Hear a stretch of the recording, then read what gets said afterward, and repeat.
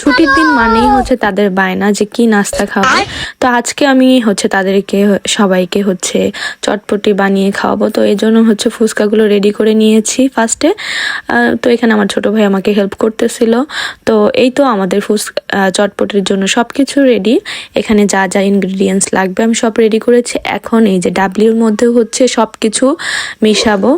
তো এর মধ্যে হচ্ছে পেঁয়াজ, কাঁচামরিচ, আলু, তারপর হচ্ছে আমার সিক্রেট যে মশলাটা চটপটির সেটা রেডি করেছি। আর এই মশলাটা দিয়ে কিন্তু চটপটি খেতে খুবই মজাদার।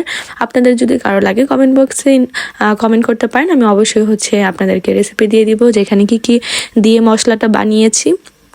আর খেতে কিন্তু খুবই, দেখেন শীতের সময় গরম গরম চটপটি বাহিরে না খেয়ে আপনারা কিন্তু বাসায় কিন্তু চেষ্টা করলেই অনেক মজা করে চটপটি বেশি বেশি করে খেতে পারবেন, কারণ বাহিরে গেলে তো অল্প পরিমাণে খাওয়া যায়।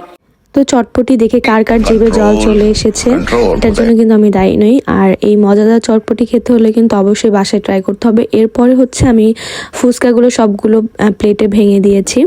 তো কিছু কিছু ফুচকা আসলে মচমচা হয়নি, বাট অনেকগুলোই হয়েছে। তো এরপরে হচ্ছে আমি ডিম দিয়ে দিয়েছি উপরে।